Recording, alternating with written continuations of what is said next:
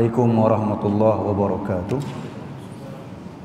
Alhamdulillah nahmaduhu wa nasta'inuhu wa nastahdihi wa nastaghfiruh wa na'udzu billahi min shururi anfusina wa min sayyiati a'malina may yahdihillahu fala mudilla lahu wa may yudlil fala hadiya lahu. Asyhadu an la ilaha illallah wahdahu la syarika lah wa asyhadu anna Muhammadan abduhu wa rasuluh. Allahumma salli wa sallim ala nabiyyina Muhammad wa ala alihi wa ashabihi wa man tabi'ahum bi ihsanin ila yaumiddin.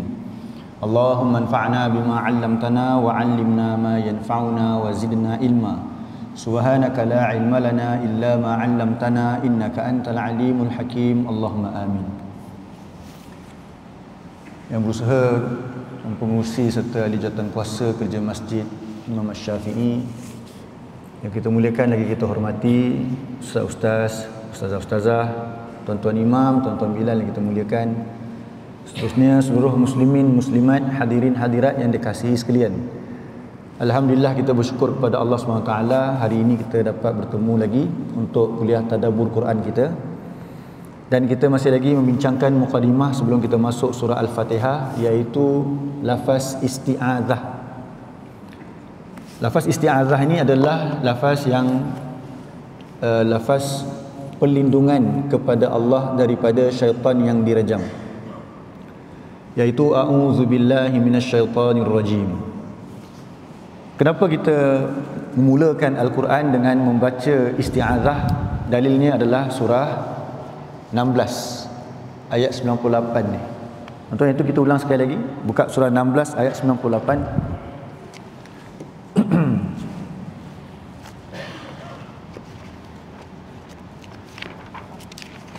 Muka surat 278. Muka surat 278. Jadi ini asas atau pedoman kepada perbincangan isti'adzah, iaitu perintah Allah SWT bila kita hendak membaca Al-Quran, kita mesti mohon perlindungan kepada Allah daripada syaitan yang dirajam.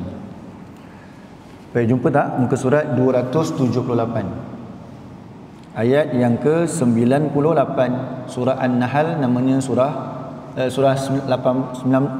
ini adalah surah An-Nahl.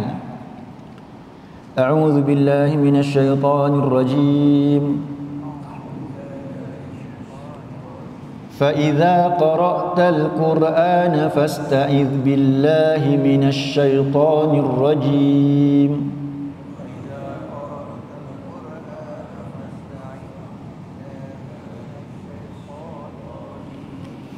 Terjemahan dia, fa idza qara'tal Qur'an, apabila engkau hendak membaca Al-Quran, fasta'idz billah, maka mohonlah perlindungan kepada Allah.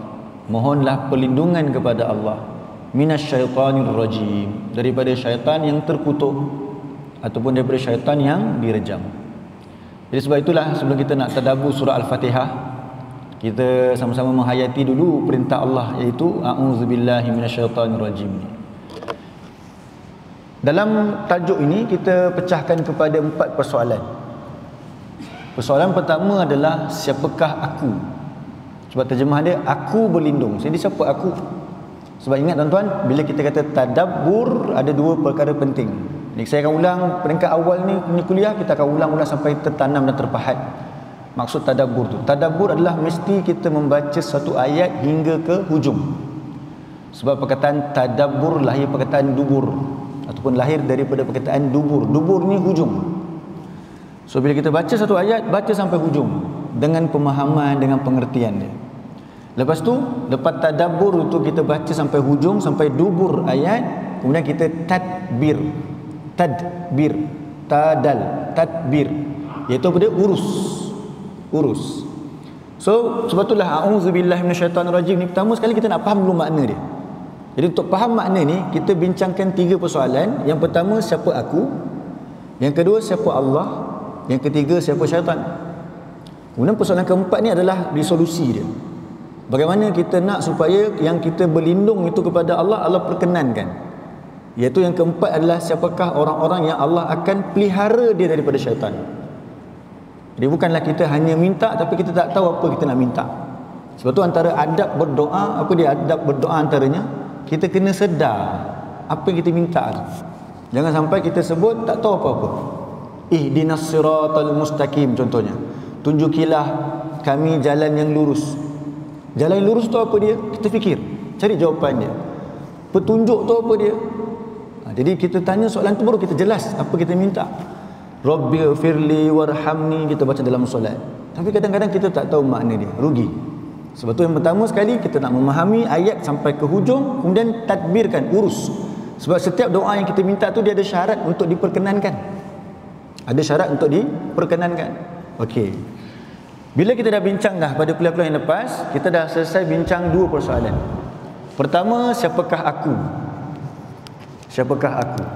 Jadi aku ni ada beberapa poin yang kita bincang. Hamba Allah yang bersifat lemah, hamba Allah yang mudah terpedaya. Ini dalil-dalil dia tuan-tuan. Mungkin ada hari ni yang baru lihat. Ini adalah dalil-dalil kepada poin-poin yang kita bincangkan. Surah 4 ayat 28, surah 82 ayat 6. Siapa lagi aku yang Allah sebut dalam Al-Quran? Aku ni, manusia ni sifatnya gopoh, tergesa-gesa. Itulah manusia ni, sifatnya apa? Tergesa-gesa. Jadi dia selalu salah buat keputusan. Sebab tu dia perlukan sesuatu untuk melindungi dia. Siapakah aku lagi? Sikap dia sangat kedekut. Sangat kedekut kepada agama Allah ini. Kemudian dia, kalau dia minta tolong kepada Allah, dia minta sungguh-sungguh. Tapi nanti bila dia dapat, dia takut, macam Allah sebut dalam Quran, dia jadi seperti kacang lupakan kulit. Dia lupa untuk bersyukur balik kepada Allah. Yang seterusnya apa dia? Antara sifat aku ni juga adalah aku ni mudah berputus asa. Ini ada 1, 2, 3, 4, 5, 6 daripada banyak ayat Quran yang menceritakan tentang diri kita ni siapa. Itu yang pertama, alhamdulillah dah bincang. Yang kedua, sepatutnya siapakah Allah, tapi minggu sebelum tu kita bincang yang ni dulu. Siapakah syaitan di sini? Siapakah syaitan? Pertama kita bincang, syaitan itu adalah musuh kepada manusia. Dia musuh. Dan yang endorse ini adalah Allah. Allah yang menyatakan bahawa syaitan adalah musuh. Kemudian kita bincangkan apa kerja jahat syaitan. Apa dia buat dekat kita? Ada ke banyak benda dia buat? Tak, satu saja. Kerja jahat dia satu saja, tak lain tak bukan mengajak pengikutnya menjadi penghuni neraka yang menyala-nyala. Itu je. Bagus ke tak bagus? Teruk ni. Jadi sebab itulah kita kena apa? Layan dia sebagai musuh. Cuma kenapa bila kita baca ayat Quran Allah sebut masih ramai manusia tercampak dalam neraka, sedangkan dah tahu dah syaitan ajak ke sana, kenapa kena pergi juga? Sebab tak sedar dia telah bertindak dalam kehidupan sehariannya menjadi pengikut syaitan. Siapa pengikut syaitan? Surah 43 ni, surah Az-Zukhruf ayat 36. Pengikut syaitan adalah orang yang dia berpaling daripada peringatan Al-Quran ini. Cuma nak ulang kaji sikit, apa maksud berpaling? Kat sini tak tulis. Ada 4. Pertama, dia tak mahu pun membuka dan membaca Al-Quran. Maksudnya dia tak pedulilah. Yang kedua, kalau dia baca pun dia tak nak peduli pun tentang makna-makna ayat tu. Dia tak mahu pun memahami, usaha untuk faham. Tak faham tak apa tuan-tuan, kita belajar. Tak tahu, kita tahu yang kita tak tahu, tak apa, belajarlah. Masalahnya dia tak nak ambil tahu. Jadi itu masalah. So lepas dah baca tuan-tuan, cuba usaha untuk faham. Nak faham Quran ini, jalan utama dia adalah mempelajari bahasa Arab. Bahasa Arab bukannya bahasa orang Arab. Bahasa Arab adalah bahasa kaum muslimin. Tuan-tuan belajar bahasa Arab untuk berkomunikasi. Bukan salah, contohlah saya bagi contoh. Waktu tuan-tuan nak pergi Mekah, nak beli jubah, nak cakap bahasa Arab. Tuan-tuan sampai sana, dia yang cakap bahasa Melayu. Betul? Yang jual orang Arab tu cakap bahasa Melayu. Tapi masa tuan-tuan dekat Masjidil Haram ataupun Masjidin Nabawi tu, imam dia masa solat tetap kena baca dalam bahasa Arab. Tuan-tuan pergi Masjid India kat Kaipo tu sama juga. Tengah solat pun nanti khutbah ialah mungkin dia cakap bahasa Tamil, tapi masa dia baca dalam solat dia mesti baca dalam bahasa Arab. Jadi bahasa Arab adalah bahasa siapa? Kaum muslimin. Kita kena bangga dengan bahasa Arab. Tapi hari ini bahasa Arab dah jatuh bawah daripada bahasa-bahasa yang lain. Kita lagi bangga anak kita pandai bahasa lain dulu berbanding bahasa Arab. Jadi cara kita nak dapat pemahaman Al-Quran, usaha untuk belajar bahasa Arab. InsyaAllah. Tuan-tuan doa kepada Allah, Allah mudahkan urusan. Lepas baca tapi dia tak mau faham. Lepas faham, ada orang faham tapi dia tak mau amalkan. Dia baca, dia faham, tapi dia tak mau amalkan. Itu juga termasuk berpaling daripada Al-Quran. Dan yang keempat, baca, faham, amal, tapi dia tengok orang lain, dia pun tak tahu je. Dia tak ada concern pada orang lain. So dia tidak menyampaikan pula kepada orang lain. Dia biarlah macam tu. Jadi empat ini antara maksud berpaling daripada Al-Quran. Dan itulah dia siapa? Pengikut kepada syaitan, tanpa sedar. Okey, jadi kemudian kita bincang lagi satu adalah bagaimana syaitan memperdayakan manusia. Ini sangat bahaya. Sebab kita dah jauh daripada ilmu, maka syaitan akan buat kita, iaitu manusia ni, menyangka telah mendapat petunjuk. Selama ini kita sangka kita dah betul. Dalam keadaan kita tak peduli buat Al-Quran. So sangat bahaya. Kita tak sedar yang kita ni tak tahu. So syaitan sukalah keadaan ni. Senanglah lagi untuk diperdaya dengan sifat-sifat yang macam ni pula. Plus pula ilmu pun kita tak ada, senanglah kita untuk dihasut. Maka kita mengharapkan kepada Allah untuk melindungi kita daripada kerja jahat syaitan ni. Jadi hari ini kita nak bincang tuan-tuan, siapakah Allah? Boleh? Kita nak bincang siapakah Allah.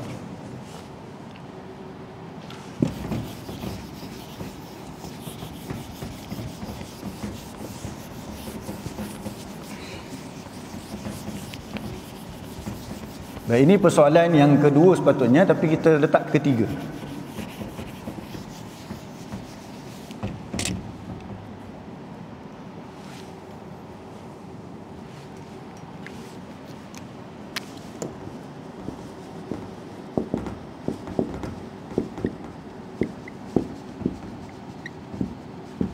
Baik, siapakah Allah? Kenapa kita bincang tentang perkara ini? Sebab tadi kita kata aku berlindung kepada Allah. Jadi kita kena kenal lah siapa yang kita minta perlindungan tersebut. So sudah tentulah tuan-tuan, dalam Al-Quran setiap helaian muka surat itu dah tentu akan memperkenalkan siapa Allah.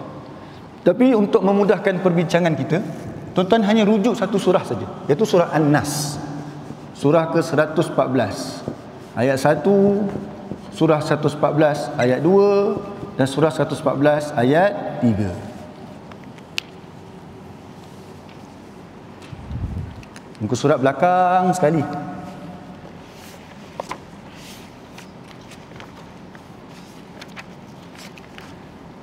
Muka surat yang terakhir lah, 604.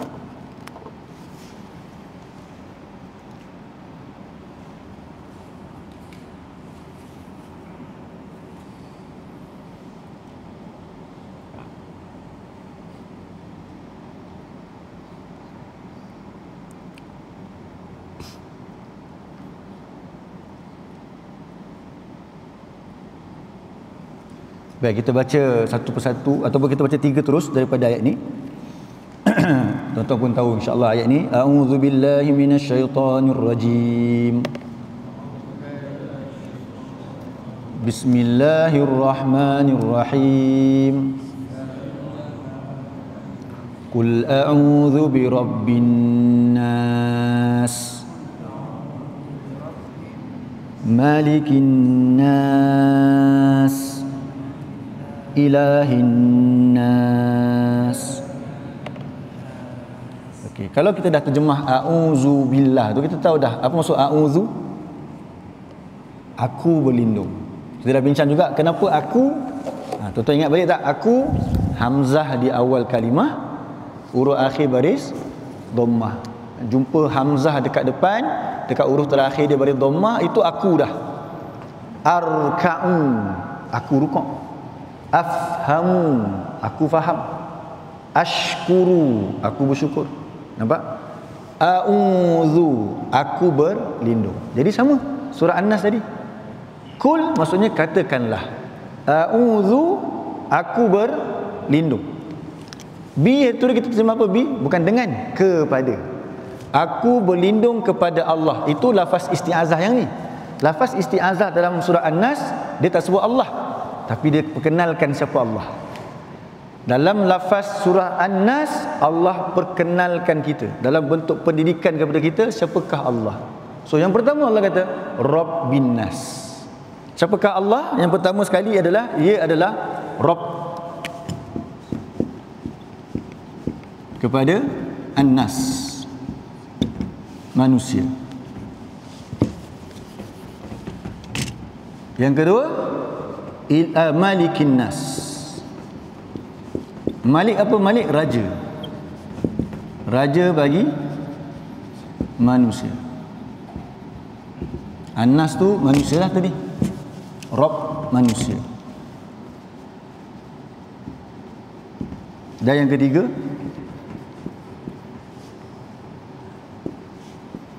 Ilah. Ilah kepada manusia. Jadi nampak tuan-tuan, kan jelas tu. Siapakah Allah? Pertama, dia adalah Rabb. Siapakah Allah? Dia adalah Raja. Dan siapakah Allah yang kita berlindung kepadanya daripada syaitan itu? Dia adalah Ilah. Jadi tuan-tuan kena ingat, yang kita ucapkan dalam surah An-Nas ini, dia bukan hanya ucapan. Sebenarnya ia adalah bentuk pengakuan. Apa maksud pengakuan? Maksudnya kita menerima Allah tu sebagai Rabb kita. Kita menerima Allah tu sebagai Raja kita. Dan kita menerima Allah tu sebagai Ilah. Dengan tiga pengiraan ini, barulah betul-betul nanti Allah akan lindung kita. Jadi kita kena tahu maksud Rabb, maksud Raja, dan maksud Ilahnya. Rabb apa dia? Rabb, selalu kita terjemah Rabb. Sengaja saya tinggalkan dulu terjemahan. Tadi Malik saya terus terjemah Raja. Tapi untuk Rabb dengan Ilah saya biarkan dalam bahasa Arab asalnya. Sebab apa? Sebab sebahagian kita masih belum boleh bezakan di antara kalimah Rabb dengan Ilah. Ini bukan satu bentuk merendahkan diri, tidak. Tapi kita belajarlah. Sebab biasa kita terjemah Rabb, dia kata Tuhan. Ilah, Tuhan. Jadi apa beza Tuhan kat sini? Sedangkan kalimah Rabb dengan Ilah ni dia ada konotasi dia. Walaupun dua-dua ni maksudnya adalah Tuhan kepada manusia, tetapi dia ada sudut yang berbeza untuk dibincangkan. Rabb dari sudut apa dia? Dari sudut perbuatan Allah. Rabb adalah Tuhan. Rabb adalah Tuhan. Tapi dari sudut apa? Dari sudut perbuatan Allah.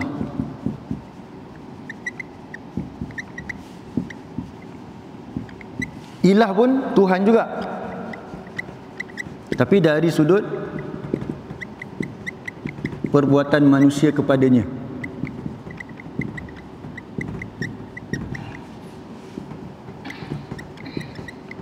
Macam mana nak kira ni? Senang je. Rabb, maksud dia yang paling mudah nak terjemah adalah yang mencipta dan memerintah. Yang mencipta dan memerintah.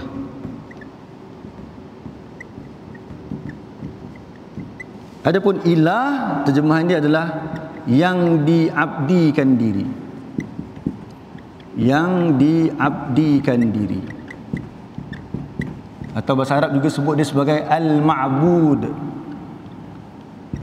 Cuba sebut tuan-tuan. Al-Ma'bud dalam perkataan apa dia? Ain badal, pengabdian. Jadi Ma'bud adalah yang diabdikan diri. Cuba tuan-tuan bezakan betul-betul. Apa maksud Rabb? Rabb tu adalah Tuhan yang mencipta dan memerintah. Kan tu dari sudut apa tu? Perbuatan siapa? Allah. Allah mencipta kita dan memerintah kita. Tapi siapa pula Allah? Allah sebagai Ilah kita. Allah tu adalah Tuhan yang diabdikan diri. Maka itu adalah perbuatan kita kepada dia. So tu beza konotasi dia tu. Sebab tu dalam bahasa Arab, suri rumah dipanggil apa tuan-tuan? Suri rumah, kat belakang tu ada suri rumah. Bahasa Melayu panggil suri rumah. Apa tu suri rumah bahasa Melayu? Suri tu apa suri? Pau suri tu ingat pau suri kan? Suri tu permaisuri lah. Tapi kalau bahasa Inggeris, isteri rumah, housewife. Tapi bahasa Arab dia panggil Rabbatul Bait. Special. Dia panggil Rabb kan? Dia Rabb kat rumah. Jadi bukan Tuhan. Ini saya padam.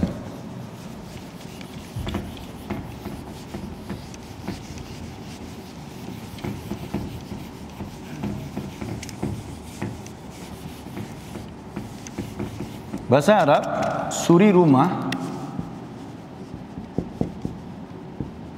dipanggil Rabbah. Kenapa saya letak ta marbutah? Untuk perempuan lah, muannas. Kalau Rabb saja muzakkar, lelaki. Al-Bait, rumah. Cuba sebut jap. Rabbatul Bait. Apa maksud Rabbatul Bait? Suri rumah. Jadi balik rumah panggil, ya Rabbatul Bait. Wahai suri rumah. Tapi kenapa panggil Rabb? Sebenarnya kenapa dia Rabb? Adakah sebab dia Tuhan? Bukan. Rabb dari segi bahasa maksud dia mengatur, mengurus, mentadbir. Rabb ni maksudnya mengatur, mentadbir. Ni semua yang maksud lebih kurang. Mencipta, memiliki,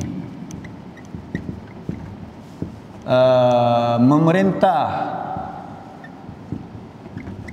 So orang Arab tahu betul sifat perempuan memang ada sifat ni. Sebab siapa yang pilih warna cat kat rumah kita biasanya, kat rumah kita tu nak warna apa, lepas tu nak kena dengan sofa. Saya kira kalau tuan-tuan minta kita minta beli apa nama, contohlah mungkin tidak, mungkin ya, tolong belikan penyapu. Saya rasa tuan-tuan beli penyapu warna purple pun tak apa, warna kuning pun tak apa, asal boleh sapu contoh. Tapi dia tak boleh. Kalau kat dapur dia dah warna kelabu, mungkin dia punya penyapu dia kena warna putih baru cantik. Kenapa jadi begitu? Sebab dia ada kelebihan mengatur. Dia boleh arah kita pula, bang sofa ni nak letak belah sini pula. So dia arah, boleh mengarah, boleh mengatur, boleh mencipta suasana. Itu namanya Rabb. Itu namanya Rabb.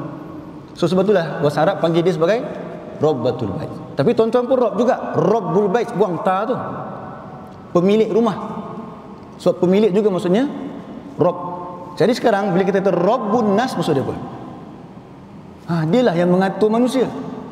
Dialah yang memiliki manusia. Dialah yang telah mengatur. Tu maksud dia apa? Allah mengatur manusia bukan sekadar mengatur saja. Dia menyediakan. Cuba tuan-tuan tengok surah 2 ayat 21 dan 22. Surah 2 ayat 21 dan 22. Muka surat 4. Surah 2 ayat 21 dan 22.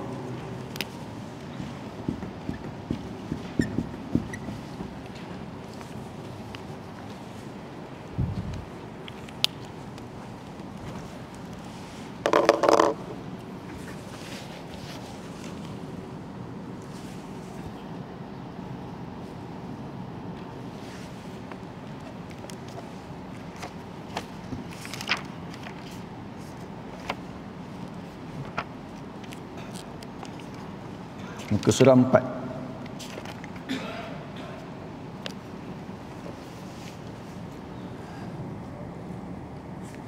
Ayat 21 dan 22. A'udzubillahi minasyaitonir rajim. Ya ayyuhan nasu u'budu rabbakumul ladzi khalaqakum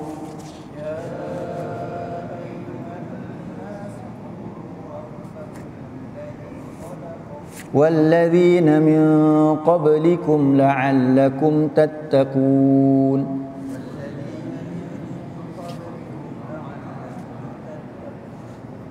Wahai manusia, abdikanlah dirimu kepada Rabb kamu. Kata Rabb. Lepas tu Allah explain. Simple je. Lepas tu Allah explain siapa tu Rabb kamu? Allazi khalaqakum. Nampak tak? Yang menciptakan kamu. Jadi Allah suruh kita sembah dia, tetapi dengan syarat kita kenal dia sebagai Rabb. Perkataan Rabb ni adalah bagaimana cara Allah memperkenalkan dia tu siapa. Tuan-tuan cuba perhatikan. Surah An-Nas, kita berlindung kepada Allah. Allah perkenalkan first kali Rabb dulu. Surah pertama turun dari sekian banyak 114 surah. Surah pertama turun surah apa? Al-Alaq, Iqra. Pun sama, Allah perkenalkan dia sebagai Rabb. Iqra bismi Rabb. Surah yang pertama dari segi susunan dalam Al-Quran, surah Al-Fatihah, Allah puji dia sebagai apa first kali? Alhamdulillahi Rabb. Tuan-tuan cuba perhati betul-betul. Surah-surah yang penting ni, surah pertama turun dan surah pertama yang diletak dalam Al-Quran, dua-dua memperkenalkan Allah sebagai Rabb dulu. Jadi elemen Rabb ni kita kena kenal dia, benda yang paling basic sekali. Sebab tuan-tuan kenapa? Sebab dia mencipta alam. Dia mengatur kehidupan kita dengan menyediakan alam ini. Di sini Allah kata, dialah yang menciptakan kamu dan orang-orang sebelum kamu supaya kamu bertakwa. Bukan hanya cipta, kemudian dia atur. Macam mana dia atur? Dia sediakan alam ini. Next, ayat 22. Allazi ja'ala lakumul arda firasyan was samaa'a binaa'a.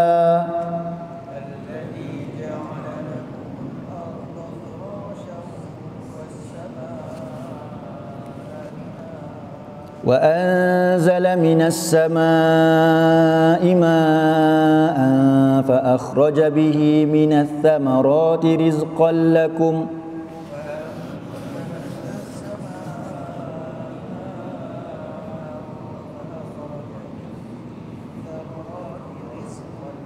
فلا تجعلوا لله أندادا وأنتم تعلمون.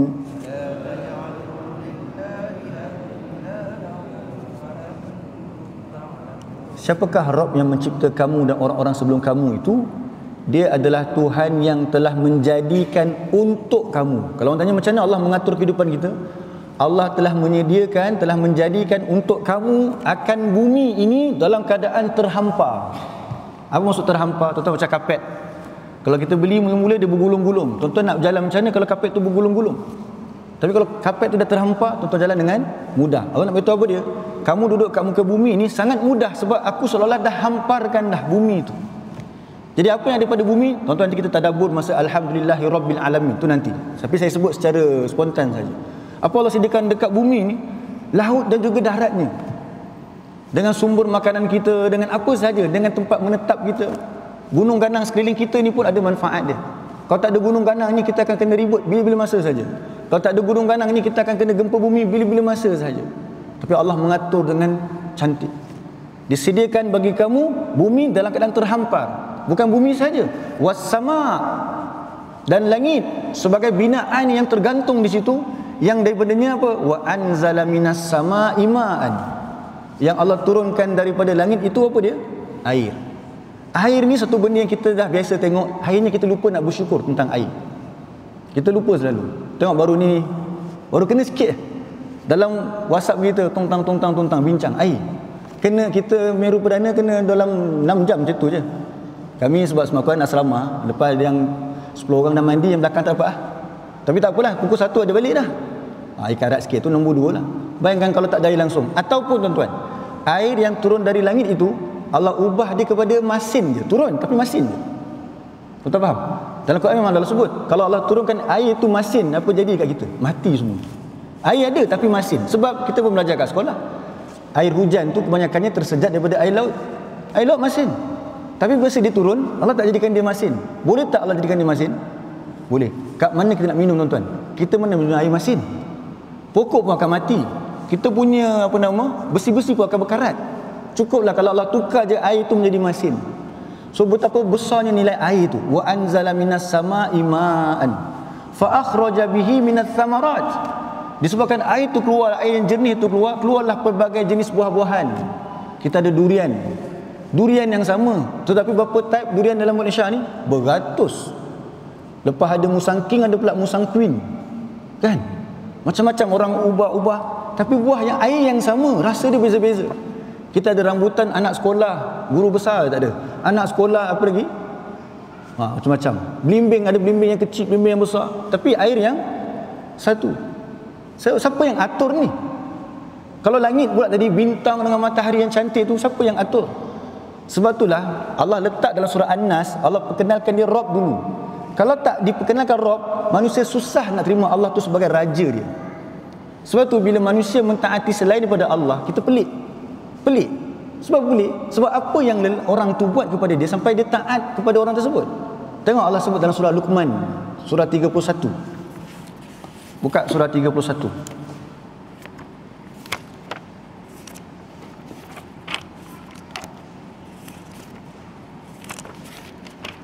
Ayat yang ke-11.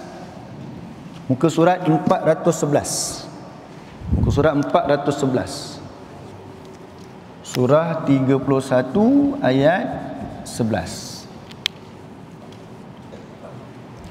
Muka surat 411.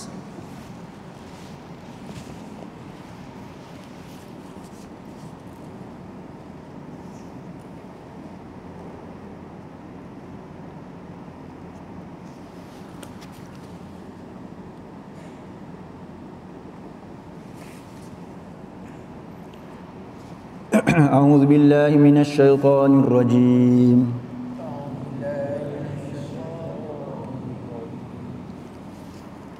hadza khalqullahi fa'aruni madza khalaqal ladzina min dunihi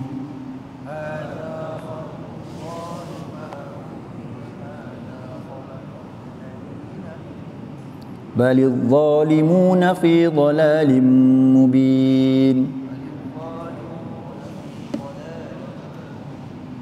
Allah yang mencipta tu dipanggil Rabb.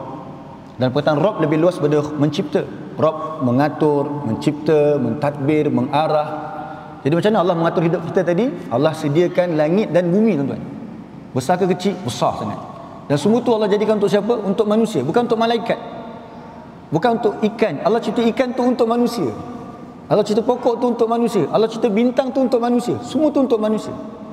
Jadi Allah tanya kat kita, ini hadza, ini khalqullah, ini ciptaan Allah.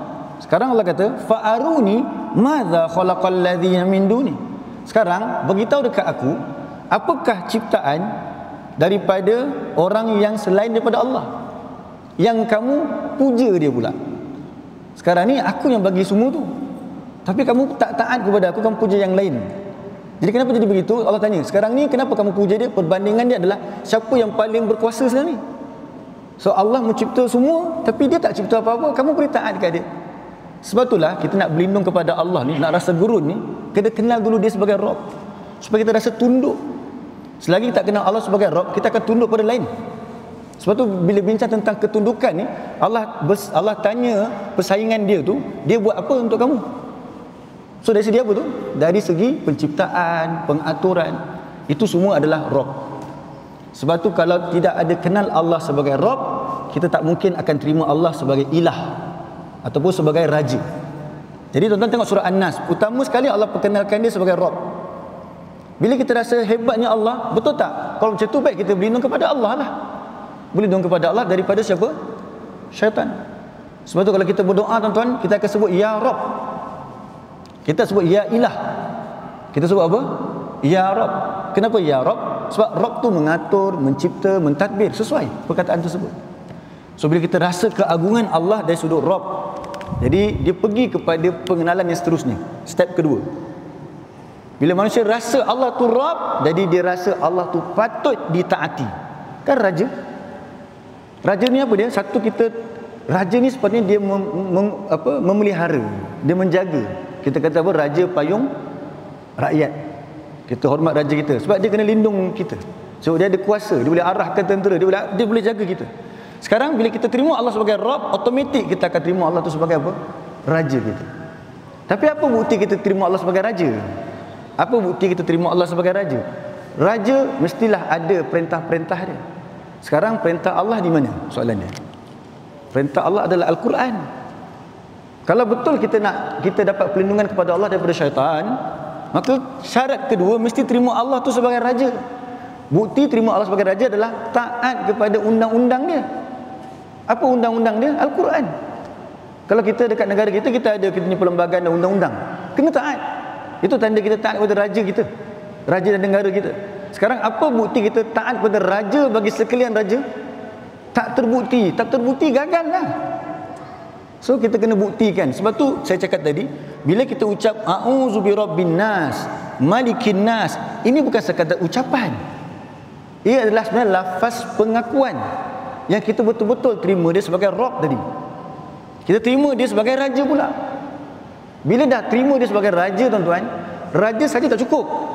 Sebab ketaatan pada raja ni dia tak mutlak, melainkan ketaatan sebenar bila kita pilih sesuatu sebagai ilah. Raja, yes, tuan-tuan wajib taat kepada raja kita. Wajib. Allah yang perintahkan.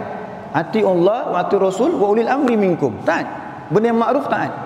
Tetapi tak boleh terima dia sebagai ilah. Tu beza dia. Allah kita pilih dia sebagai raja, tapi yang kepada seterusnya, yang lebih daqiq lagi, yang lebih detail lagi adalah terima dia sebagai ilah. Level hamba dengan Tuhan dia. Level raja mungkin setakat apa? Rakyat. Dan adakah raja, bukan Allah lah, adakah raja kita menguasai kita sepenuhnya? Adakah raja menguasai kita sepenuhnya? Adakah rumah kita boleh diambil bila masa? Tak boleh, walaupun dia berkuasa. Tetapi bila kata ilah, maksudnya seluruh kehidupan kita itu milik dia. Sebab bila sebut ilah ni lah yang tuan-tuan baca dalam doa iftitah tu. inna solati, lepas tu wa nusuki, kemudian mahyaya, kemudian inilah maksud kita terima Allah sebagai ilah. Maksudnya kita terima Allah untuk kita hidup solat kepada dia, beribadat kepada dia, hidup untuk dia, dan mati juga kita buat persiapan untuk bertemu dengan dia. Kalau betul tiga ini kita buat tuan-tuan, insya-Allah sepasnya kita akan pergi kepada orang yang Allah akan perkenankan permintaan dia untuk berlindung kepada Allah tadi. Insya-Allah kita azan sekejap untuk kita sambung sekali.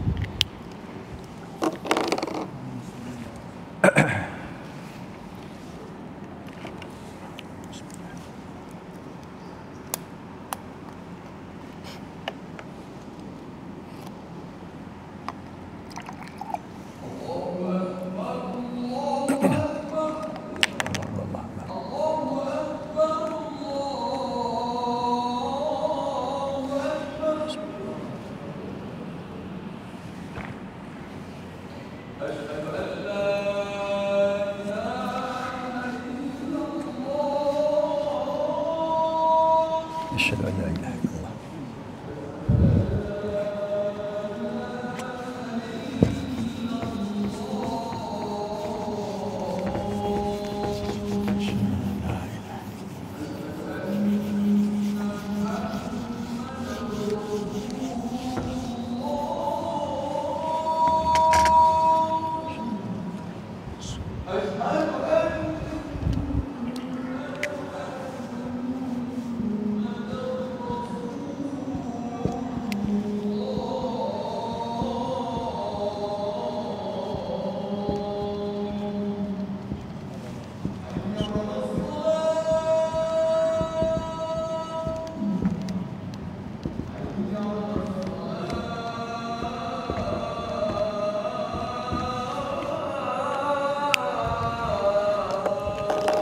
La haula wala quwwata illa billah.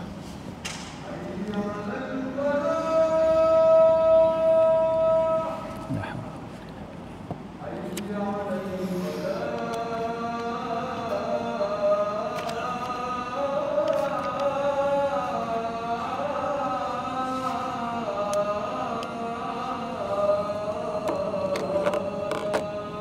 La haula.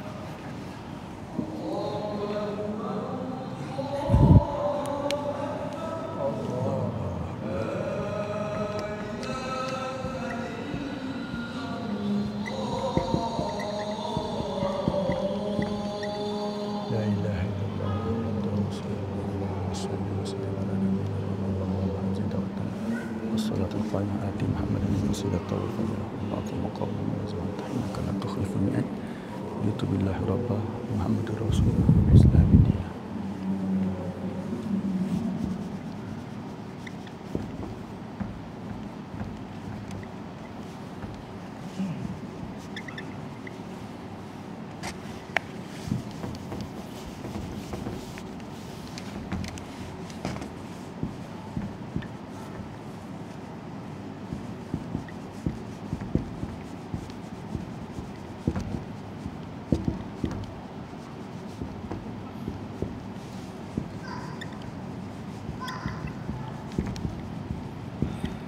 Baik, bismillah, alhamdulillah, wassalatu wassalamu ala rasulillah wa ba'd. Jadi kita pergi kepada bahagian terakhir dalam perbincangan lafaz isti'adzah ni, iaitu siapakah orang-orang yang Allah lindunginya daripada syaitan. Tuan-tuan buka dalam surah 2 ayat 257. Surah Al-Baqarah, surah yang kedua ayat 257. Muka surat 43. Muka surat 43.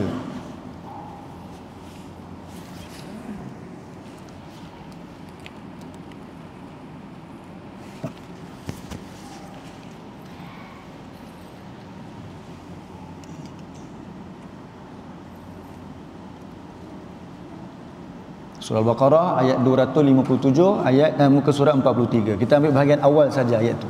A'udzubillahi minasyaitonirrajim. Allahu waliyul ladzina amanu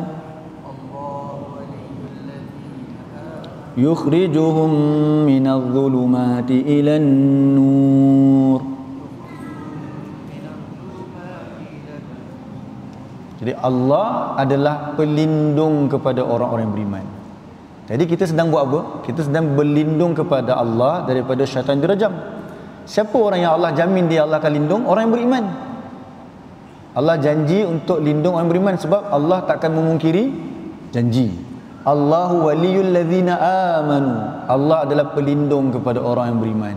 Jadi kalau kita nak betul-betul syaitan tak kuasai kita, tuan-tuan, syarat dia apa dia? Jadilah orang yang beriman. Jadi siapakah orang-orang yang beriman?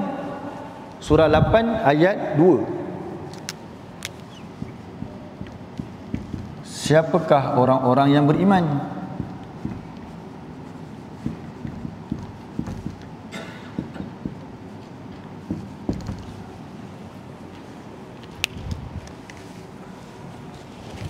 Surah 8 ayat 2. Kalau kita kata aku orang beriman, kena ada dia punya KPI dia. Muka surat 177.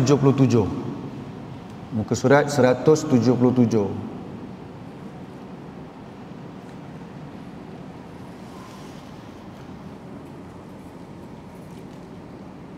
Jadi bila kita sebut Allah adalah pelindung kepada orang beriman, tuan-tuan tanya diri tuan-tuan, siapa orang beriman supaya aku termasuk di kalangan orang beriman, baru dapat syarat berlindungan tu. Jadi kalau ucap saja tak cukup. Sebab dalam Quran memang Allah sebut ada orang dia hanya ucap saja tapi dia tak beriman. Kan Allah kata wa minan nas may yaqulu amanna billahi wa bil yaumil akhir wa ma hum bimumin. Surah Al-Baqarah ayat 8. Dan sebahagian manusia ni ada yang mengaku kami beriman kepada Allah dan hari kemudian kata Allah wa ma hum bimumin, padahal tidaklah mereka orang-orang yang beriman. Jadi siapa orang beriman supaya kita tak termasuk orang yang hanya buat pengakuan saja. Baik, sama-sama kita lihat ayat yang kedua ni. A'udzu billahi minasyaitonir rajim. Innamal mu'minuna alladzina idza dzukirallahu wajilat qulubuhum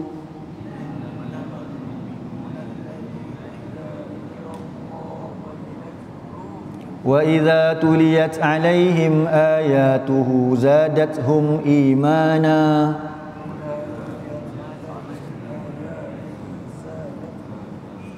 wa 'ala rabbihim yatawakkalun. Perkataan innama ni kita pernah huraikan pada kuliah 2 minggu lepas. Innama ni maksudnya tak boleh tak. Sesungguhnya tak boleh tak. Jadi maksudnya di sini ada pembatasan. Kalau kita kata kita orang beriman, tak boleh tak, mesti kena ada ciri-ciri ni. Sebab dulu kita bincang innama dah. Dia panggil sebagai adatul hasar. Partikel pembatasan. Nak bagi tahu yang lain tak, mesti kena ini. Apa dia? Sesungguhnya tidak lain. Orang-orang beriman itu ialah orang-orang yang apabila disebut nama Allah gementar hati dia. Bila sebut nama Allah apa dia? Gementar. Tuan-tuan rasa kenapa dia gementar? Tadi dia terima Allah sebagai Rabb. Lepas tu dia terima Rabb yang menguasai alam ini pula memerintahkan dia sebagai raja. Kalaulah kita dengan raja manusia pun kita takut. Yalah kalau ada undang-undang yang kita buat salah, saya takut dah. Ini kepada raja, kepada seluruh raja ni. Kalau kita buat salah kepada dia tak takut kita. Tak takut itu bukan ciri orang beriman lah. Allah kata orang beriman tu tak boleh tak. Bila disebut nama Allah gementar hati dia. Tuan-tuan, bila kita sebut nama Allah, paling banyak sekali tuan-tuan sebut nama Allah dengan penghayatan ialah bila tuan-tuan baca Quran lah. Sebab tu kita kena suruh anak-anak kita baca Quran. Orang Johor kata you are what you read, dia kata. Awak adalah apa yang awak baca. Jadi sebanyak mana kita baca Quran, itulah yang akan membentuk cara fikir kita. Siapa yang minat kat rumah ni, dia baca buku, katalah dia minat magazine, dia beli buku saji banyak-banyak. Tahu saji tuan-tuan? Tuan-tuan joran nak kot. Kalau rumah kita tu beli saji, tiap-tiap bulan langgan saji. Maksudnya dia suka apa? Masak. Kalau dia beli majalah laman, mesti dia suka hias rumah dia. Kalau tuan-tuan beli majalah joran, suka mancing. Kalau majalah kereta, macam itulah. Kalau kita baca Quran, begitulah sifat kita. Itu je sebenarnya. Masalah-masalah yang hari ini kita cuba selesaikan dengan balik-balik kepada Al-Quran ni. Tapi bukan slogan, dia mesti balik dengan sebenar-benar balik. So, orang yang takut kepada Allah inilah orang yang beriman. Bila dia takut kepada Allah, tuan-tuan, cari kita nak solat. Kita kata Allahu Akbar. Siapa Allah Akbar? Allah itu Rabb saya. Allah itu adalah Raja saya. Allah itu adalah Ilah saya. Kemudian Allah kata apa lagi? Wa idza tuliyat alaihim ayatuhu zadathum imanan. Yang kedua sifat orang beriman tu tak boleh tak apabila disebutkan ayat-ayat Allah kepadanya, apabila dibacakan ayat-ayat Allah kepadanya, apa berlaku? Bertambah lagi iman dia. Bayangkan kita ada masalah besar sekarang tuan-tuan. Apa dia? Bila dibacakan ayat Quran kita tak dapat nak memahami. Bagaimana dalam proses nak menambah iman? Sebab kita tak faham. Kita telah digagalkan oleh musuh kita, tak apa sedar. Kita tak sedar kita telah gagal. Bayangkan tuan-tuan, kalau kita nak solat lagi, kalau imam baca surah-surah apa, kadang-kadang kita pun tak tahu apa dia baca. Sebab tu nanti bila Ramadan kita mengadu kat pengurusi, panjang sangat imam baca. Kalau kita faham tuan-tuan, tak kisah imam baca panjang, duduk pun tak apa, sebab sanggup nak dengar cerita ataupun peringatan daripada Al-Quran. Itu sebenarnya. Sebab tu orang beriman tak boleh tak bila dibaca ayat Quran bertambah iman. Bulan Ramadan bulan yang paling banyak dengar Quran. Sepatutnya keluar Ramadan semua bertambah iman. Tapi kita takut, ialah saya sendiri kita muhasabah. Takut bila keluar Ramadan bertambah nafsu makan. Yang tu macam balas dendam kepada apa dia? Dilarang makan masuk bulan Ramadan. Saya takut yang tu. Tak kata sesiapa tuan-tuan, muhasabah saja untuk diri sendiri. So ciri yang kedua orang beriman adalah tak boleh tak bila disebut nama Allah, bila dibacakan ayat-ayat Quran bertambah iman, bertambah amal dia. Maksud bertambah iman tu bertambah amal dia. Makin taat kepada Allah. Dan yang seterusnya apa dia? Bila dia buat apa yang Allah perintahkan tuan-tuan. Kadang-kadang banyak, bukan kadang-kadang, banyak benda yang Allah perintahkan, benda yang dia bercanggah dengan nafsu. Benda yang terpaksa kita berkorban. Contohnya nak infak harta, contohnya nak berjihad tuan-tuan. Kalau yang sahabat-sahabat kita kat Palestin tu berjihad tuan-tuan, anytime dia, anak dia mati, suami dia mati, tapi dia tahu siapa yang perintahkan? Allah. Jadi wa alaihi wa ala rabbihim yatawakkalun. Orang beriman tak boleh tak, lepas dia taat apa yang Allah perintahkan, tawakallah. Maksud tawakal, serahlah kepada Allah macam Allah nak atur. Sebab Allah tu kan pengatur. Dia bertawakal ke atas Rabbnya, Rabb mereka. Rabb tu maksud Rabb tadi, pengatur. Siapa yang betul-betul ada ciri-ciri ini, tuan-tuan, kesimpulan dia buka surah 16 ayat 99. Ini penutup. Surah 16 ayat 99. So bila kita ada ciri-ciri tadi, pertama takut kepada Allah bila disebut nama Allah. Kedua, bertambah iman dan amal ketika dibacakan perintah-perintah Allah lagi. Ketiga, dia tawakal kepada Allah. Sudahlah apa Allah nak tentukan nasib dia, dia tahu, dia dah tentu dah, dia tahu dah Allah akan jaga dia elok-elok, maka dia tawakal. Orang yang macam ni, surah 16 99 muka surat 278. Ini kesimpulan.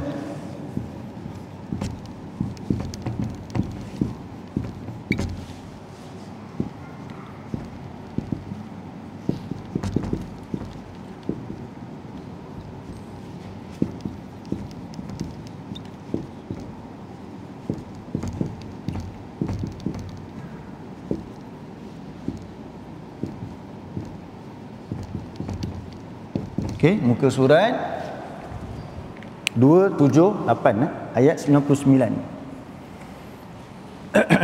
A'udzu billahi minasy syaithanir rajim.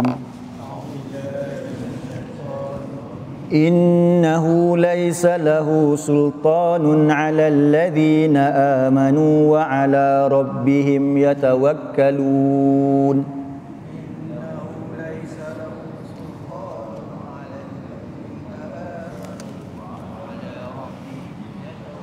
Jadi apa maksud ayat ni? Sesungguhnya syaitan, ia tu syaitan, tiada kuasa ke atas orang-orang yang beriman dan bertawakal. Kepada siapa? Pengatur kehidupan dia, Rabbihim. Apa ciri-ciri orang beriman tadi? Ada 3 kita sebut. Iaitu apa dia? Bila disebut nama Allah, gemetar hati dia. Bila dibacakan ayat Quran lagi kepadanya, bertambah lagi iman dan amal soleh dia. Dan bila bertambah, banyak benda yang dia buat tu yang memang dia rasa berkorban untuk Allah. Wa ala rabbihim yatawakkalun. Tawakal, serahlah kepada Allah. Dan tentulah Allah akan tentukan yang terbaik. Kalau kat dunia ni nampak tak baik, tapi dah tentu kat akhirat confirm terbaik. Kalau orang macam ni, syaitan kata Allah takkan ada kuasa ke atasnya. Dan ingat tuan-tuan, syaitan suka kita sebab apa? Dia nak ajak kita menjadi penghuni neraka. So tuan-tuan bayangkan, fikir logik balik. Takkan nak baca Quran pun kena berlindung kepada syaitan, kepada Allah daripada syaitan. Pelik. Sebab syaitan nak selewengkan kita daripada Quran. Dia nak jadikan kita orang yang berpaling daripada Al-Quran. Rasa tak suka baca Quran, lebih suka dengan hiburannya. Ataupun kalau kita dah suka baca pula, bila ajak untuk faham tak nak faham. Bila dah faham pula, jom amalkan, dia tak mau amalkan. Bila dah amalkan, jom kita sebarkan beritahu ramai-ramai lagi orang belajar Quran. Susahlah, budak-budak kan tak nak dengar. Dia tak buat lagi, tapi dia komplain saja. So itu syaitan paling suka sekali. Jadi sebab itulah bila kita baca Quran, yang kita harapkan kita mendapat petunjuk dan kita dilindungi oleh Allah Subhanahu Wa Taala. Tuan-tuan, alhamdulillahillazi bi ni'matihi tatimmu shalihat. Itulah dia isti'azah. Dan nanti insya-Allah kita akan sambung kuliah kita yang akan datang. Kita akan masuk ayat pertama surah Al-Fatihah, iaitu bismillahirrahmanirrahim. Jazakumullah khairan atas perhatian semua. Aku qauli hadza wa astaghfirullahal azim li wa lakum. A'udzubillahi minasyaitonir rajim. Bismillahirrahmanirrahim. Alhamdulillahirabbil alamin wassalatu wassalamu ala asyrafil anbiya wal mursalin wa ala alihi wa sahbihi ajmain. Allahumma inna na'udzubika minal arba' min ilmin la yanfa' wa min qalbin la yakhsha' wa min nafsin la tashba'. Ya Allah, ya Tuhan kami berlindung kepadamu daripada 4 perkara. Kami berlindung kepadamu daripada ilmu yang tidak bermanfaat. Kami berlindung kepadamu daripada hati yang tidak khusyuk. Kami berlindung kepadamu daripada jiwa yang tidak pernah puas. Dan kami berlindung kepadamu daripada doa yang tidak didengari. Rabbana atina fid dunya hasanah wa fil akhirati hasanah wa qina azabannar. Wa sallallahu ala nabiyyina Muhammad wa ala alihi wa sahbihi wa baraka wa sallam. Walhamdulillahirabbil alamin. Jazakumullah khairan atas perhatian semua. Assalamualaikum warahmatullahi wabarakatuh.